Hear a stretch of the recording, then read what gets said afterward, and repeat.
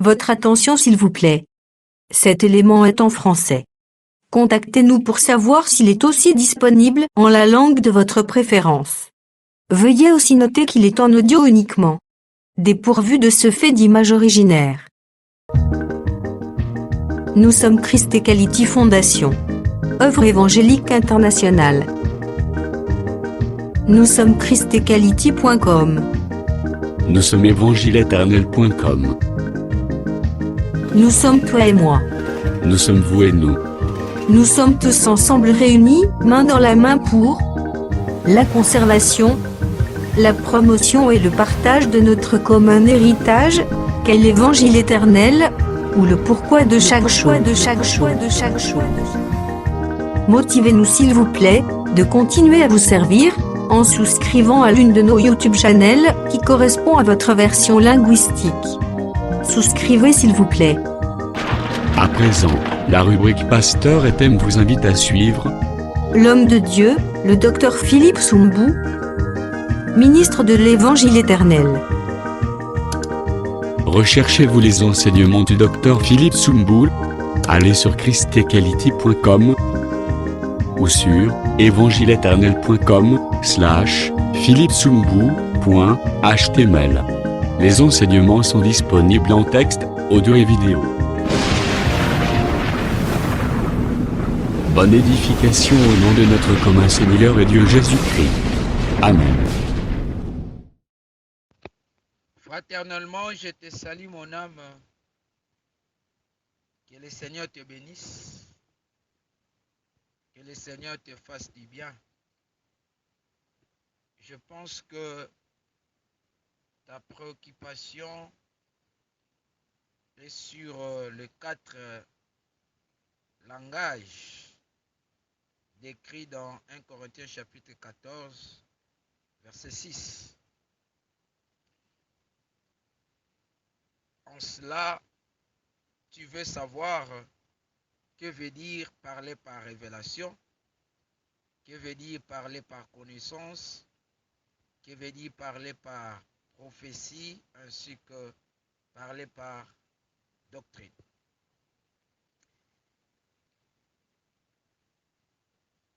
De prime abord, il est important de noter la notion des origines. Dans toute chose, il essaie de saisir d'abord la notion des origines. Vous allez voir à l'instar, dans Genèse 2,4, les textes stipulent que voici les origines des cieux et la terre. Voyez-vous? Donc, quand nous voulons expliquer une chose, dans la faculté d'interprétation, il est aussi important de comprendre aussi la notion des origines. Et lorsque nous retournons dans ce qui était, là, nous avons l'amabilité de dire que le premier homme Adam, qui est aussi le premier ministre de Dieu sur la terre, avait aussi connu les 4 langages décrits dans 1 Corinthiens 14, verset 6. En voici la preuve. Dans Genèse 2, verset 20, quand Adam donna les noms sur la zoologie, selon la recommandation du Seigneur, il avait employé un langage apocalyptique, c'est-à-dire un langage de mettre à jour les non-vus. C'est un langage qui dévoile ce qui est voilé.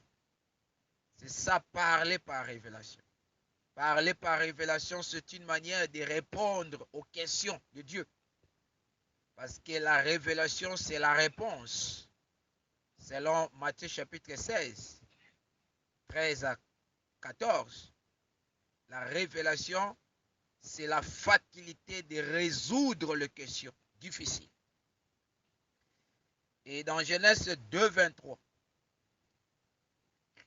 quand Adam dira, voici cette fois, celle qui est os de mes os, chair de ma chair, on l'appellera femme. Il avait employé un langage purement prophétique, c'est-à-dire un langage de situer les choses révélées dans le temps et dans l'espace. Donc parler par prophétie, c'est une manière de révéler les choses situées dans le temps et dans l'espace. Parce que nous croyons fermement que la révélation a 3 temps, à savoir hier, aujourd'hui et éternellement. Hébreux 13, verset 8. Et la prophétie a également 3 espaces d'accomplissement dans une pensée générale. Nous avons le premier espace d'accomplissement, c'est Israël terrestre. Et le deuxième espace d'accomplissement, c'est l'Église, tirée d'entre les nations. Et le troisième espace, c'est les nations du monde. Voir 1 Corinthiens 10, 30 à 32. Voyez-vous? Et là, nous savons que le témoignage de Jésus, c'est l'esprit de la prophétie. C'est Jésus lui-même qui est à la fois la prophétie et les prophètes. C'est lui l'accomplissement de la loi et les prophètes. Mais je parle en termes d'espace d'accomplissement de la prophétie d'une manière générale. Donc, dans Genèse 2, 23, le frère Adam avait parlé un langage hautement prophétique. Et dans Genèse 2, 24, quand Adam dira, c'est pourquoi l'homme quittera son père et sa mère, s'attachera à sa femme, les deux deviendront une seule chair. Là, il a employé un langage scientifique ou un langage de la connaissance, c'est-à-dire un langage qui consiste à expliquer les choses en détail. Un langage qui consiste à expliquer les choses en longueur. C'est ça, parler par connaissance.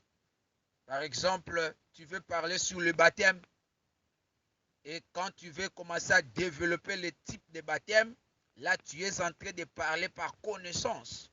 Il y a des fois, nous allons plus loin pour toucher même la grammaire ou l'étymologie du mot baptême. Là, c'est dans le sens scientifique de la Bible. Donc, quand quelqu'un explique ainsi, il est en train de parler par connaissance. Donc, il donne d'abord la définition même du mot, du concept. Là, il est dans le langage de la connaissance. C'est ça que nous voyons comment est-ce que Adam présente les 3 étapes du mariage. Là, nous ne sommes pas dans la prophétie ni dans la révélation, mais nous touchons dans la connaissance. L'homme doit quitter ses parents, il doit s'attacher à sa femme, les deux deviendront une seule chair. Quand bien même ça cache aussi une portée prophétique, mais nous le prenons par rapport à la connaissance. C'est à l'homme de faire le mouvement pour s'attacher à sa femme. Donc ça, dans la connaissance, nous disons que ce n'est pas la femme qui cherche l'homme, mais c'est l'homme qui doit aller chercher la femme. Là, c'est dans la connaissance. Donc, quand nous voyons aujourd'hui une femme qui aime un homme pour le mariage, là, c'est contre la Bible, c'est contre la parole. C'est l'homme qui doit faire le mouvement vers la femme. C'est ça, dans le sens scientifique de la Bible. Donc, dans Genèse 2, 24, le frère Adam avait employé un langage scientifique de la Bible ou un langage de la connaissance. Enfin, dans Genèse 3, 20 à 21, lorsque le bien-aimé à Adam, donnant à sa femme le nom d'Ève. Là, il a employé un langage doctrinal, un langage de la doctrine. Pourquoi? Parce que le langage de la doctrine consiste à actualiser la parole dans notre être. Dans la parole doctrinale, la parole doit devenir une vie. La parole doit porter le corps dans notre être. Donc nous devons devenir un avec la parole. C'est ça que nous voyons même dans le temple construit par Salomon. Les choses ou le dessin des chérubins qu'on avait placé dans l'intérieur du temple, c'est le même dessin qui était aussi dans l'extérieur du temple. Donc tel était l'extérieur, tel était l'intérieur. C'est pareil aussi avec nous. Comme nous sommes aussi des temples, la parole, la vie de Christ ne doit pas rester seulement dans l'intérieur, mais cette vie doit se matérialiser aussi. Donc la divinité qui est dans notre intérieur doit aussi se manifester extérieurement. C'est très important. Donc ce qui était à l'intérieur, c'était seulement qui était à l'extérieur. C'est pareil aussi avec Exode 12. Nous voyons ceux qui étaient dans des maisons des Juifs qui ont mangé l'agneau dans l'intérieur de la maison. La même nourriture, c'était le sang aussi de l'agneau qu'on avait appliqué sur le linteau. Donc, le repas que nous recevons, la parole, l'agneau que nous mangeons, nous devons aussi manifester la vie de cet agneau dans notre être extérieur. Très, très important. Donc, par la grâce, nous comprenons que le prédicateur Adam avait connu aussi les 4 langages décrits dans 1 Corinthiens 14, verset 6. Nous pensons que les aspects typifiant les 4 langages sont tellement légion dans les Saintes Écritures. Nous avons par la grâce de Dieu un syllabus intitulé 15 aspects typifiant les 4 langages décrits dans 1 Corinthiens 14, verset 6. Maintenant, comme nous avons l'idée sur ces 4 langages, nous allons maintenant procéder à quelques exemples. Parce que quand tu auras aussi ces exemples, là, tu vas maintenant comprendre mieux ce que c'est le 4 langages. Là, je viens de donner juste des définitions selon les Écritures. Je prends d'abord le premier exemple. Je prends dans le livre de Ruth, chapitre 1, verset 9. Là, l'Écriture stipule sur la maison du mari pour le repos. Donc, je prends seulement la maison du mari pour le repos. Donc là, on présente la femme qui doit trouver le repos dans la maison de son mari. Alors, nous allons prendre juste les concepts maison du mari dans les 4 langages. Dans le langage de la révélation, la maison du mari, là, nous prenons cela comme étant la doctrine de Christ. Parce que là, nous prenons le mari comme Christ, la maison du mari comme la doctrine de Christ ou l'enseignement de Christ. Donc, nous étant l'Église, rite, nous trouvons le repos dans l'enseignement de Christ. Parce qu'en dehors de l'enseignement de Christ, il n'y a pas le repos. 2 Jean, verset 9. Quiconque va plus loin et ne demeure pas dans la doctrine de Christ n'a point Dieu. Mais celui qui a cette doctrine a le Père et le Fils. C'est ça à la loi et au témoignage, l'ombre et la réalité. Donc c'est dans la doctrine de Christ qu'on découvre le repos. Gloire au Seigneur.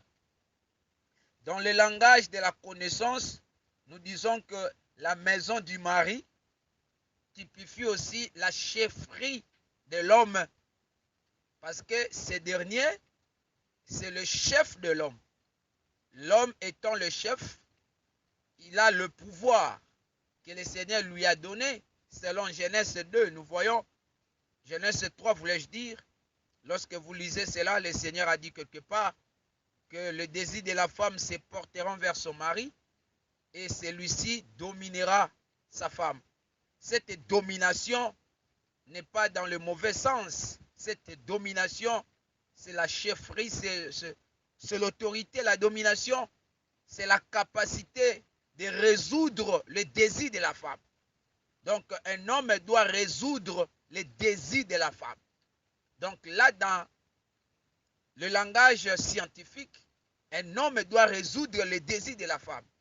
Dans le foyer, le premier désir que l'homme doit résoudre, c'est d'abord les désirs sexuels. Parce qu'un homme doit satisfaire d'abord sa femme.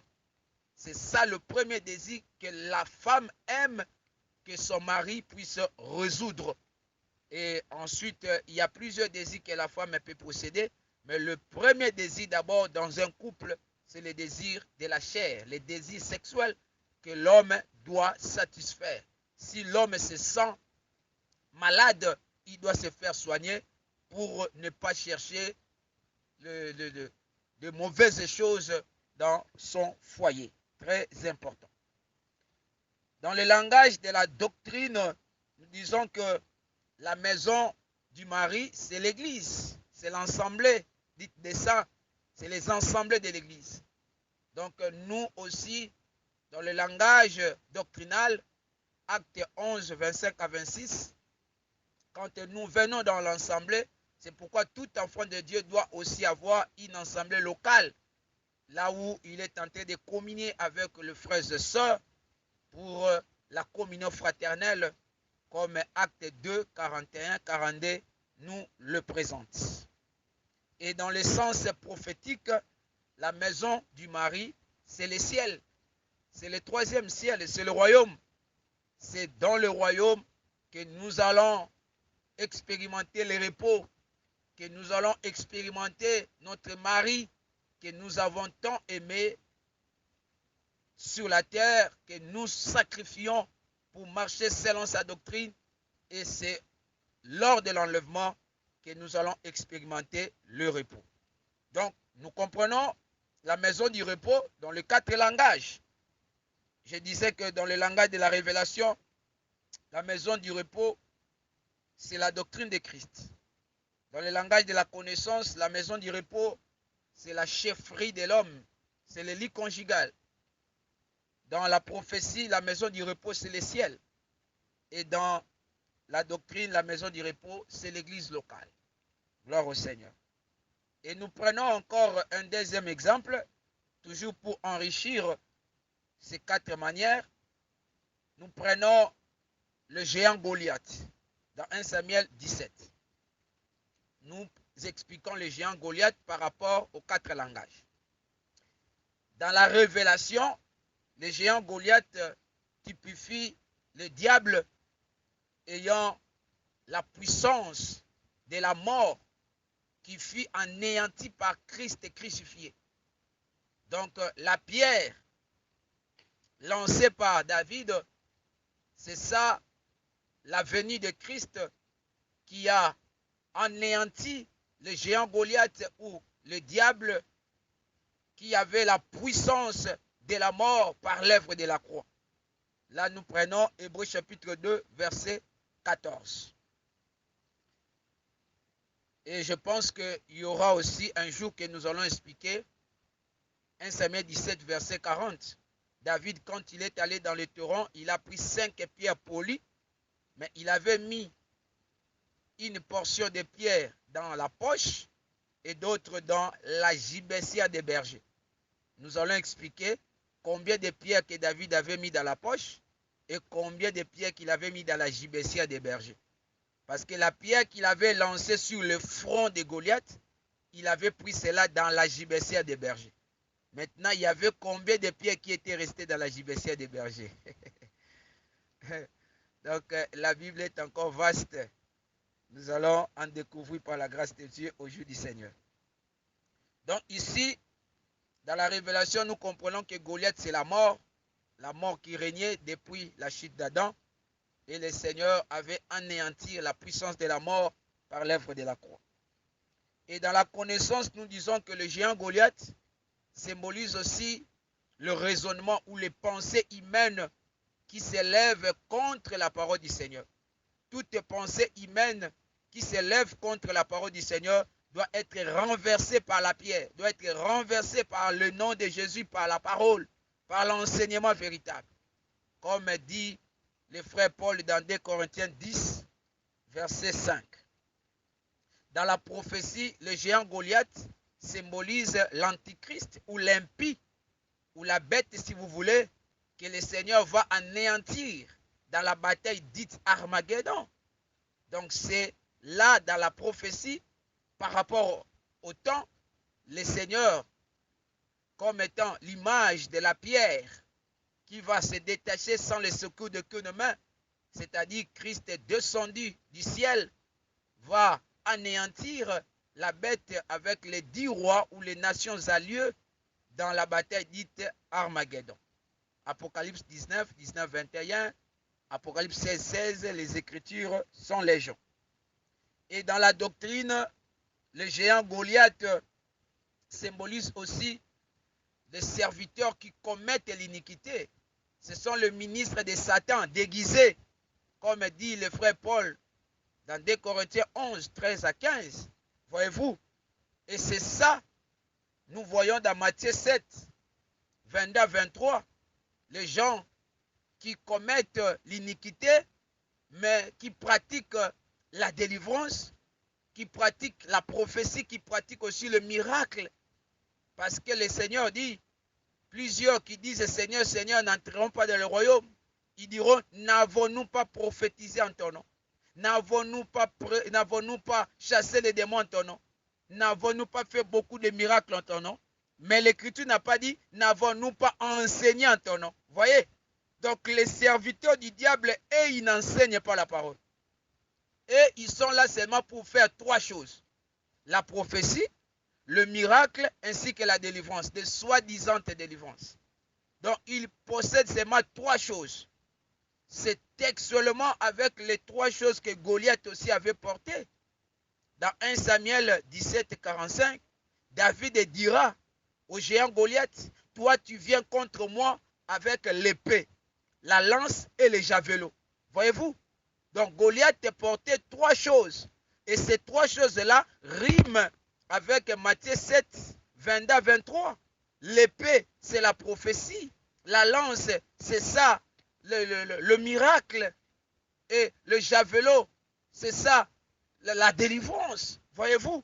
Donc, en ce temps de la fin, les diables qui se manifestent par ses serviteurs, par ses faux miracles, parce que nous voyons le géant Goliath marcher derrière son serviteur. Son serviteur portait le bouclier. Là, dans ce contexte-là, Goliath qui se cachait derrière, c'est ça le mystère de l'impie. C'est ça le diable qui agit dans le mystère. Mais le porteur de bouclier de Goliath, c'est ça, le faux ministre aujourd'hui, qui porte aussi le bouclier. On sait quoi le bouclier? Psaume 84, verset 12 dit, Dieu est un soleil et un bouclier. Voyez-vous? Donc le bouclier explique aussi Dieu. Donc le serviteur de Goliath ou le serviteur du diable eux aussi confesse le nom de Dieu. Tu verras quelqu'un qui sert le diable, mais il cite le nom de Jésus. Il sert le diable, mais dans sa bouche, il dit aussi que Dieu vous bénisse. Là, il est en train de vous tromper. Il veut seulement tirer la sympathie des gens qu'il est serviteur de Dieu. Donc, nous reconnaissons celui qui est serviteur de Dieu, c'est lorsqu'il demeure dans la doctrine de Christ, voir 2 Jean, verset 9. Demeurer dans la doctrine de Christ. Tu prêches la doctrine et tu demeures également dans cette doctrine-là. Gloire au Seigneur. Donc là, nous comprenons le géant Goliath dans le 4 langages. Et pour terminer, les exemples sont légion, mon frère. Pour terminer, nous prenons l'exemple sur la dîme. Parce que c'est aussi un sujet très complexe, mais par la grâce de Dieu, nous allons préciser ce sujet dans les 4 langages. Dans les langages de la révélation, nous disons... Merci d'avoir suivi ce message et que Jésus-Christ vous bénisse. Si vous avez une question à l'intention de l'homme de Dieu, si vous voulez que l'homme de Dieu prie pour vous, si vous voulez vous confier à l'homme de Dieu, ou si vous voulez tout simplement bénir l'homme de Dieu, contactez-le directement si ses coordonnées sont disponibles depuis sa page. Sinon, contactez-nous et nous lui transmettrons vos préoccupations. N'oubliez pas de faire un tour à notre page évangélisation pour voir en quoi vous pouvez vous rendre utile à Christ par cette œuvre. Que Dieu vous bénisse tous. Amen. ChristQuality.com. Les cieux en un clic de la souris. Évangile-éternel.com, le site de l'Évangile éternel. Christ et Quality Fondation, équilibrer la manne ramassée dans le désert de sorte que chacun ait un eumère.